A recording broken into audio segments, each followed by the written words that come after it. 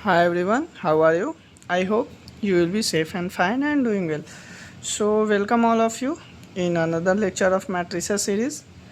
So, in this previous video, I have already shared all the topics among all of you, which I will discuss you in further videos और lectures. जैसा कि मैं पहले lectures में आपसे video में मैं आपसे टॉपिक शेयर कर चुका हूँ कि आने वाले लेक्चर्स में हमें क्या पढ़ना है, राइट। मैं आपसे क्या शेयर करूँगा, टॉपिक्स में शेयर कर चुका हूँ। तो कुछ टॉपिक्स ऐसे थे जो मैं पहले कवर कर चुका हूँ और कुछ ऐसे टॉपिक्स हैं जो मुझे फर्दर कवर्स करने हैं। तो जैसा कि मैंने आपको पहले बताया था कि अब जो मेरी वीडियोस होगी यानी कि लेक्चर होगी वो रैंक ऑफ मैट्रिक्स पे होगी। So without losing a time we come on the topic, right. So जो भी हमें पढ़ने हैं वो मैं आपसे शेयर करने जा रहा हूँ। रैंक ऑफ मैट्रिसेस ये हमारी आज की टॉपिक है।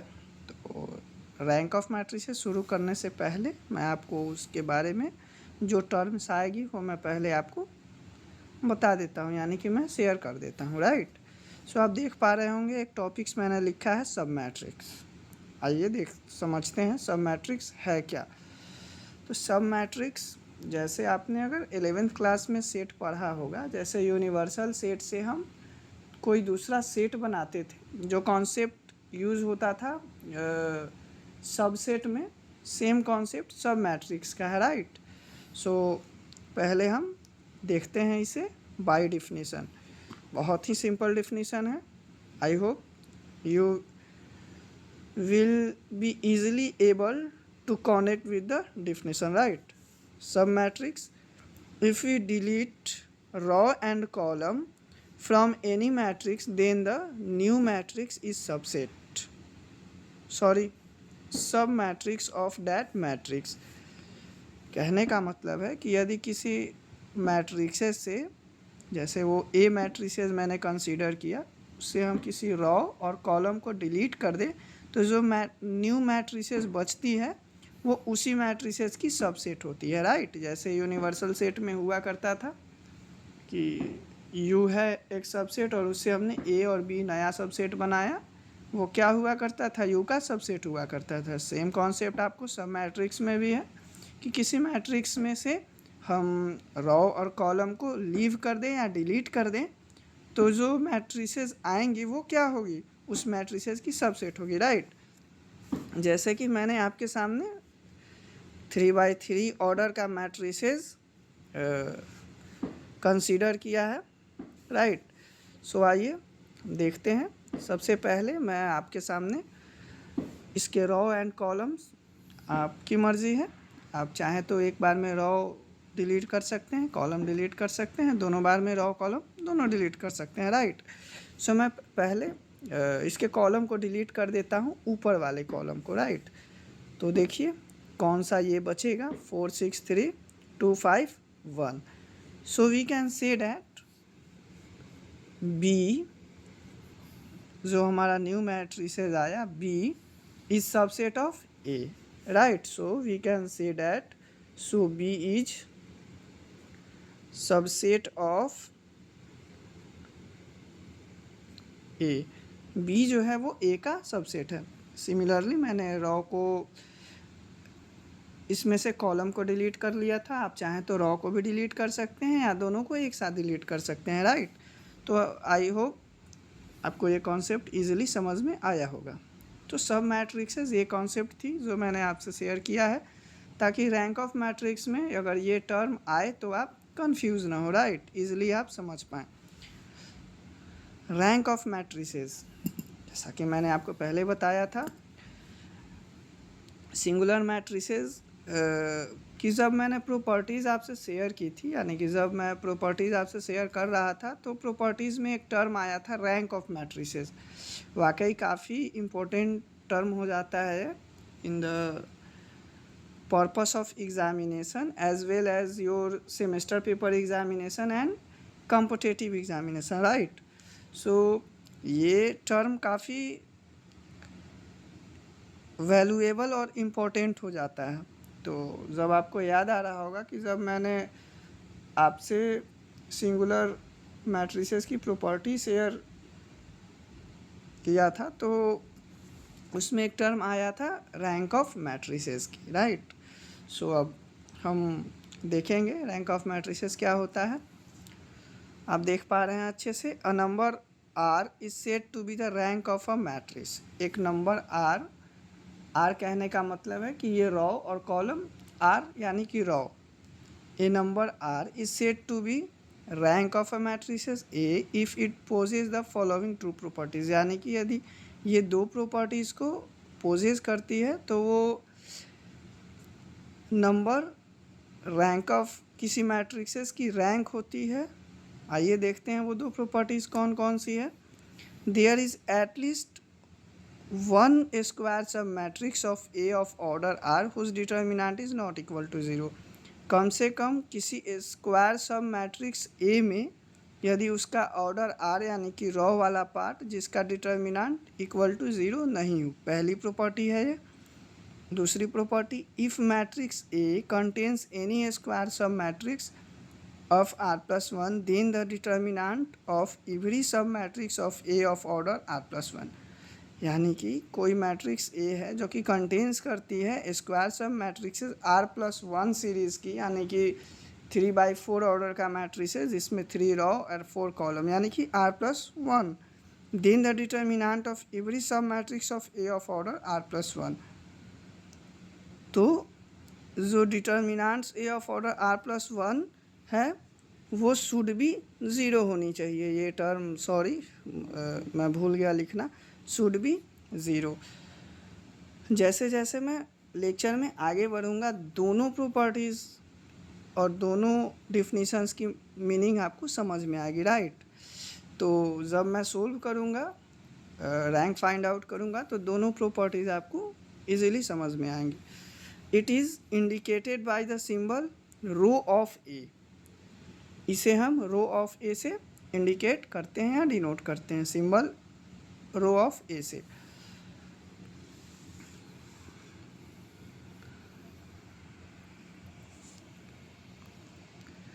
Finding rank of matrices. How can we find rank of matrices, right? So there are two genuine methods to finding rank of matrices. Matrices की रैंक फाइंड आउट करने के लिए दो मेथड्स हैं। पहले बाय डिटर्मिनेंट मेथड, जो पहला method है वो हमारा डिटर्मिनेंट मेथड है। दूसरा रिड्यूसिंग इन नॉर्मल फॉर्म या इक्लन फॉर्म, इसे ही हम इक्लन फॉर्म भी कहते हैं। काफ़ी इम्पोर्टेंट पॉइंट है ये आपके व्यू ऑफ एग्जामिनेशन से। तो आइए देखते हैं। सबसे पहले मैंने लिखा है bye determinant method is simple method used when matrices is singular और नॉन सिंगुलर। ये काफ़ी सिंपल मेथड है जो आपको यूज़ होता है कब, जब मैट्रिसेस सिंगुलर हो और नॉन सिंगुलर हो। आपके सामने मैंने एक मैट्रिसेस लिखा है, आई होप आप देख पा रहे होंगे इजीली। तो अब मैं आपको इस मेथड को सोल्व करना बताऊंगा कि कैसे हम मेथड सोल्व करते हैं, राइट? पहले आप देख पा रहे होंगे तो आपको समझ में आ रहा होगा कि ये ऑर्डर 3/3, ये मैट्रिसेस 3/3 ऑर्डर का है, राइट? और काफ़ी आसान है, देखने में ही 0/0 ऑर्डर का लग रहा है। तो याद कीजिए पहली प्रॉपर्टीज़ जो मैंने आपसे शेयर की थी, there is at least one square sub matrix of A of order R whose determinant is not equal to zero. उसका डिटर्मिनेंट ज़ीरो नहीं होगा, बट इसमें हमें डिटर्मिनेंट फाइंड आउट करने की कोई नीड नहीं है क्योंकि ये मैट्रिक्स पहले से ही ज़ीरो है, राइट? सो इसकी रैंक क्या होगी? यदि मैं इसका रैंक फाइंड आउट करूँ तो इसकी रैंक ऑलरेडी ज़ीरो होगी। ये तो काफ़ी आसान क्वेश्चन था, आप समझ पा रहे होंगे आसानी से। ये तो इजी था। अब मैं थोड़ी और मेथड्स आपसे शेयर करूँगा जो कि जैसे जैसे मेथड्स आएंगे तो मैं आपसे शेयर करते जाऊँगा, राइट? एक क्वेश्चन आप देख पा रहे हैं, एक क्वेश्चन मैंने लिखा है एग्जाम्पल के तौर पे, वो तो ज़ीरो मैट्रिसेस की थी, आप इजीली समझ गए होंगे क्योंकि इसमें कुछ खास था नहीं, जो भी था वो ज़ीरो मैट्रिसेस में था। अब हम एक और एग्जांपल लेते हैं ताकि बेटर अंडरस्टैंडिंग के लिए, राइट। सो आप देख पा रहे हैं यहाँ भी 3x3 ऑर्डर का मैट्रिसेस है। तो आइए सोल्व करते हैं। यदि ज़ीरो नहीं होती है उस कंडीशन में हमारा क्या होगा, राइट। तो बहुत आसान मेथड है, पहले हम इसका डिटर्मिनेंट फाइंड आउट करते हैं। आप देख पा रहे होंगे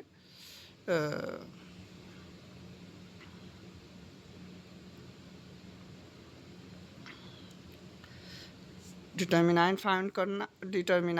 फाइंड आउट करना आपको इजीली आता होगा 12th क्लास में। तो मैं डायरेक्ट फाइंड आउट करता हूँ। 6 - 8 - 2 मिडिल ऑर्डर के रो एंड कॉलम को अगर मैं डिलीट करूँ 2 4 0 2 4 - 4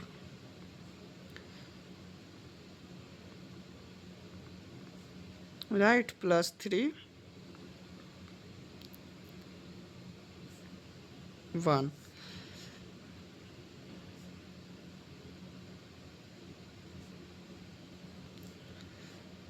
तो जैसा कि आप देख पा रहे हैं जो हमारी डिटर्मिनेंट आई है वो आई है 1।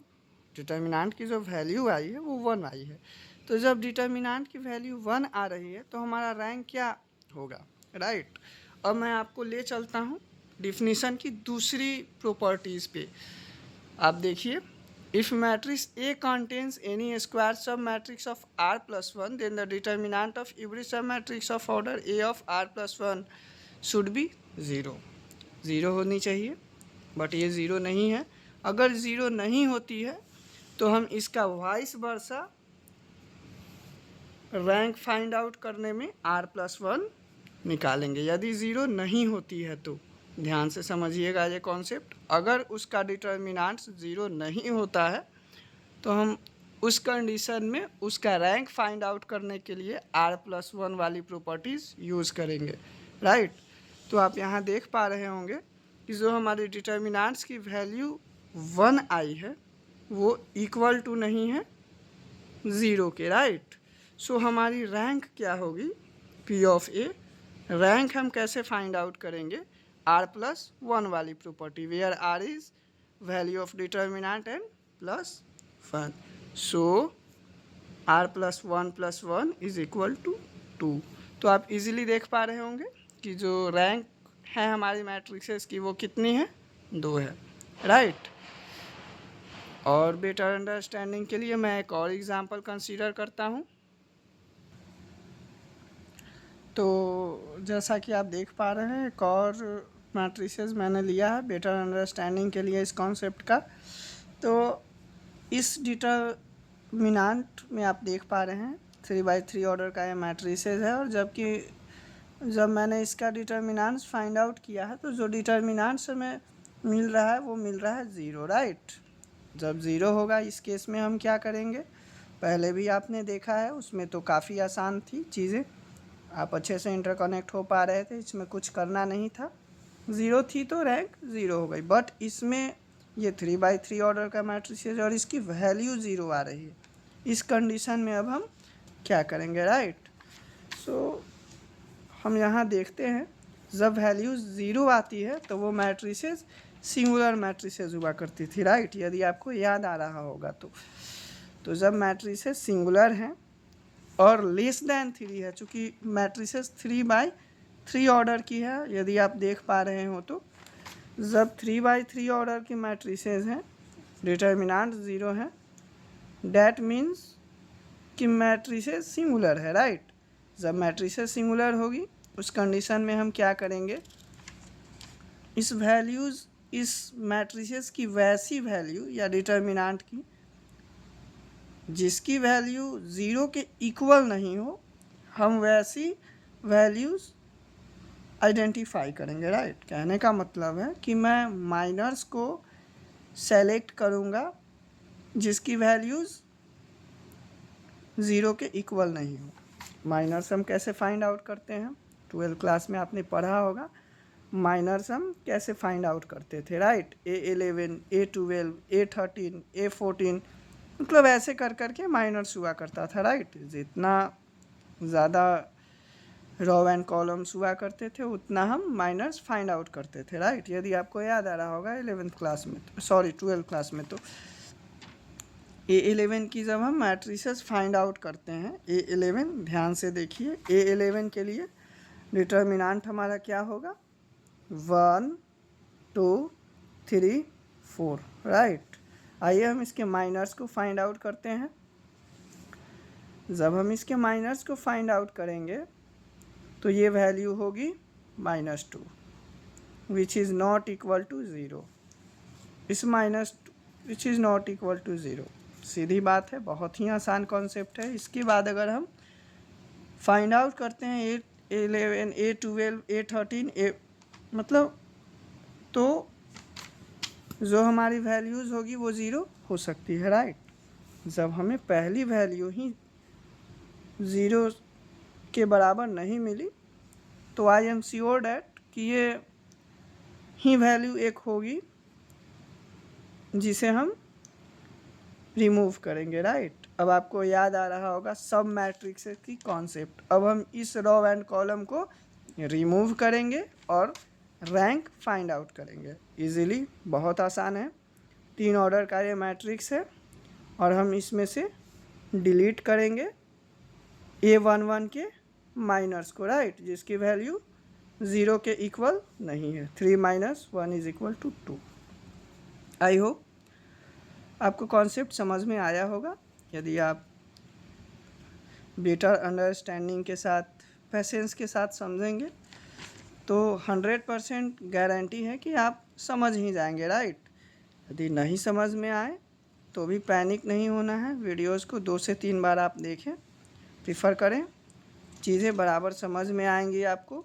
ज़्यादा से ज़्यादा आप प्रैक्टिस लगा सकते हैं, राइट। सो ये तो नॉर्मल मेथड थी, कुछ खास था नहीं इस मेथड में। वैसे इम्पोर्टेंट के लिए यदि मैं इसके इम्पोर्टेंसी की बात करूं तो ये टॉपिक्स उतना ज़्यादा इम्पोर्टेंट नहीं है, बस आप केवल सीख लें, जान लें, नॉलेज के लिए 1-2 क्वेश्चन बनते हैं कॉम्पिटिटिव एग्ज़ाम में, जैसे गेट और IIT जैम में, बट उतने लेवल के होते नहीं हैं, आसान क्वेश्चन ही आते हैं। तो कॉन्सेप्ट्स के लिए मैं आपसे शेयर किया हूँ, नॉलेज के लिए इसके कॉन्सेप्ट को। बट जो हमारी नेक्स्ट सीरीज़ होगी, नेक्स्ट लेक्चर होगी, वो इक्लन फॉर्म में होगी, राइट। जैसा कि मैंने आपसे शेयर किया था, रिड्यूसिंग इन नॉर्मल फॉर्म और फाइंडिंग रैंक ऑफ मैट्रिसेस। सो आज की हमारी वीडियो इतनी ही रही और इस वीडियो में हमने देखा है सब मैट्रिक्स के कॉन्सेप्ट को, रैंक ऑफ मैट्रिक्स, इसकी डिफिनीशन, सॉल्यूशन फाइंडिंग मेथड्स और उसमें से एक method by determinant method, right. इसके कॉन्सेप्ट्स को मैं शेयर कर चुका हूँ। तो विदा लेने से पहले एक बार फिर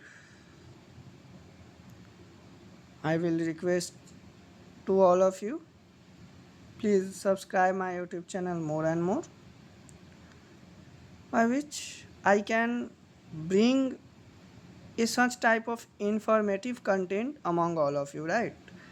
So please share my channels among your relatives, your friend circle, and all the non-person which may be beneficial for this lecture, right? Obviously my channel is beneficial for those learners who are serious in their studies, so please subscribe my channel more and more. तो आज के लिए बस इतना ही, मिलते हैं फिर, और उम्मीद करता हूँ मेरी आपकी जितने भी लेक्चर्स हैं वो आपको समझ में आ रही होगी। तो आप खुश रहें और ज़्यादा से ज़्यादा मेरे YouTube चैनल को शेयर करें, right. So thanks for watching my videos.